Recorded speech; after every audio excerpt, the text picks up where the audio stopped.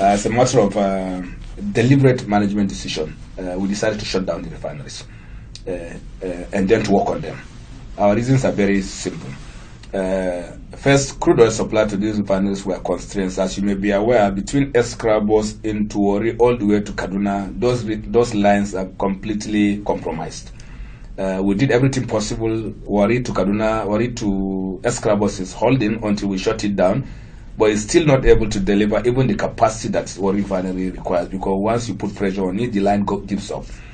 For the number of bundle points, hundreds of them on this line, we have done what is I can actually call on the street level. We have got the patches that we have done on these lines, clamps that we have put down. Anytime you put pressure, it gives up.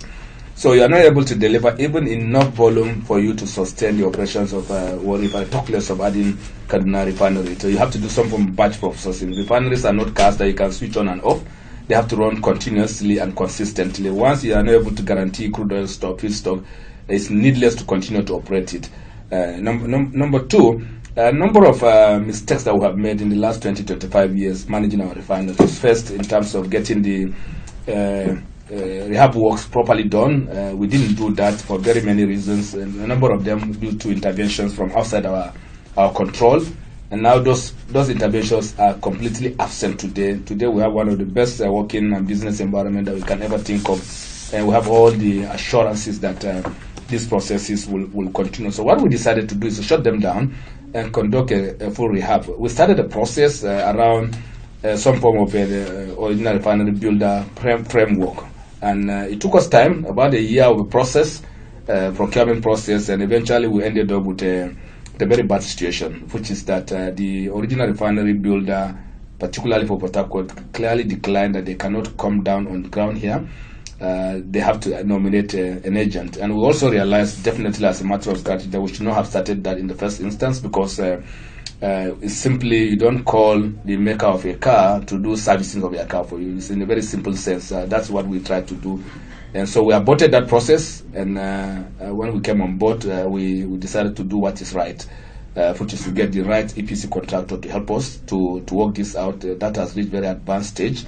And I'm very optimistic that on a quick fix basis, based on a process that is tested, that has been done by EPC contractors in the past, we'll work on this, and eventually, once we fix it, which is we are looking at a maximum of a 2-year window maximum, not a political date. Definitely, people will confuse it for the exit of Mr. President, but we'll be happy to give him that exit gift as a corporation, definitely. But surely it's a technical debt, and we'll be able to deliver these plans before Mr. President leaves this government.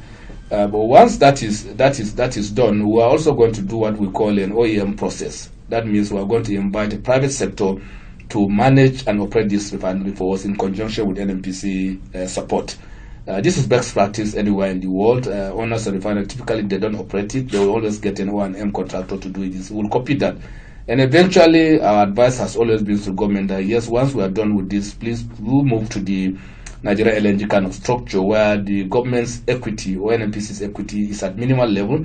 At the minority level, it can be 49, like we have in the NLNG, but certainly the private sector will be on the driving side. That way you can have an efficient operating system. This is what we are working on.